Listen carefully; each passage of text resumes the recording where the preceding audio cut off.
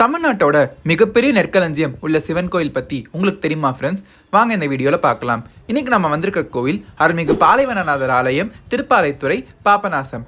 தேவார பாடல் பெற்ற இந்த கோவிலில் இருக்கிற நெற்களஞ்சியம் 1600ஆம் ஆண்டில் கட்டப்பட்டது. தஞ்சையை ஆண்ட நாயக்க மன்னர் ரகுநாதர் அவர்களால் கட்டப்பட்டது. 36 அடி உயரம் கொண்டது. 3000 கலன்கள் தானியங்களை தாங்குற சக்தியும் கொண்டது.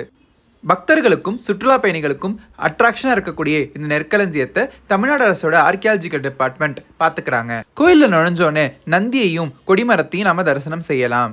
இந்த கோயிலோட இறைவன் சிவபெருமான் பாலைவனநாதரும் அம்பாள் தவளவெண் நகையாலும் திருமண கோலத்தில் காட்சி தராங்க. நித்திய கல்யாண கோலத்தில் காட்சி தரதுனால இவங்களை தரிசிச்சா திருமணம் கைகூடும்னு சொல்கிறாங்க.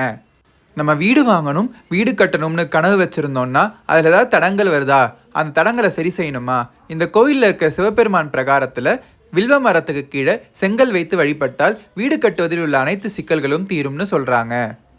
இந்த கோயிலோட தலத்தின் விருஷம் பனைமரம். பனைமரத்தை தலத்தின் மரமாக கொண்டதால் இந்த சுவாமிக்கு பாலைவனநாதர்னு பேர். பாலைவனநாதர்னு சுவாமி பேர் கொண்டதுனால இந்த ஊருக்கே திருப்பாலைத்துறைன்னு பேர். சுவாமியை பார்த்துட்டு வலதுபுறமாக இருக்கிற அம்பாலை நம்ம தரிசனம் செய்யலாம். சுவாமிக்கு வலப்புறம் இருப்பதால் இந்த அம்பாள் திருமண கோலத்தில் இருக்காங்கன்னு சொல்கிறாங்க. தேவார தலங்களில் காவிரி தென்கரை தரமாக இருக்கிற இந்த கோயிலில் அப்பர் பெருமானும் திருஞான சம்பந்தர் பெருமானும் பாடல் இயற்றி இருக்காங்க.